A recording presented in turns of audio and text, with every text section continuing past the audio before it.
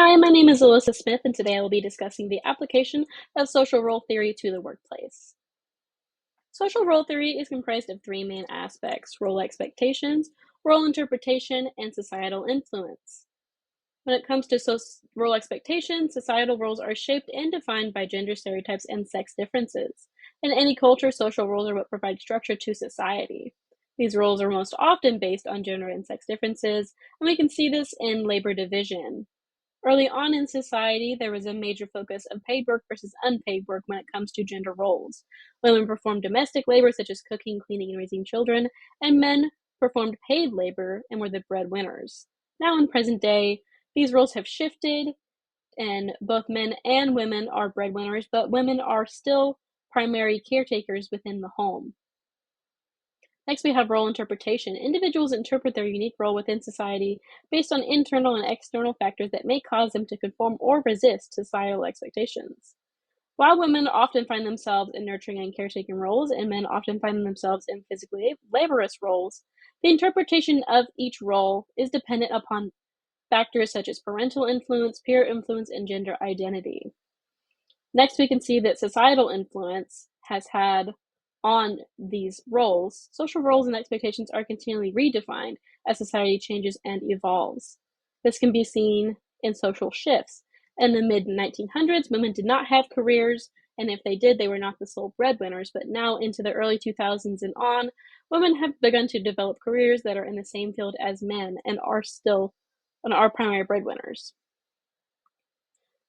But still, these roles are present and deeply ingrained within our society. So, how does all of this come into play in the workplace?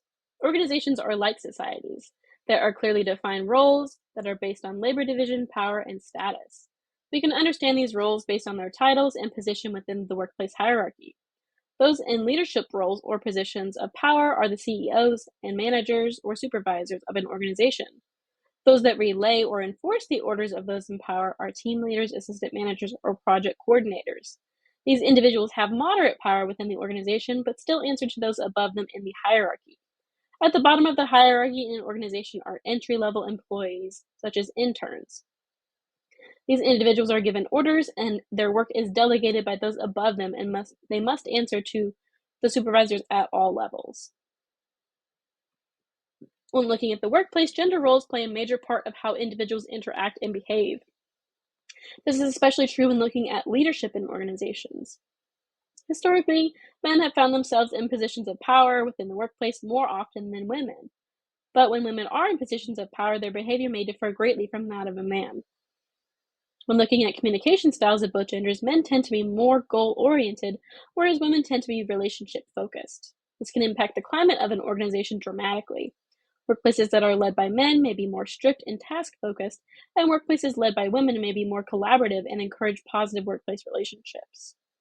Of course, these descriptions are based on generalizations and societal norms, and all individuals interpret their roles differently and may adopt masculine or feminine leadership styles regardless of gender.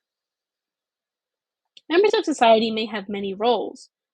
With these many roles comes the concept of role conflict. Each role has different expectations, and this can cause conflict.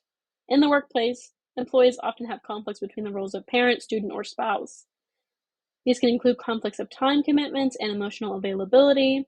When taking into consideration sex differences, women may experience more role conflict than men because of the emphasis placed on women's role within the home. This is where concepts like the women's wage gap and the glass ceiling apply. Social role theory can be applied to the workplace in many ways. Like society, roles within an organization are clearly defined and influenced by gender roles and sex differences. Leadership qualities differ among men and women based on communication styles, and individuals often experience role conflict when it comes to their roles in the workplace and at home. Thank you.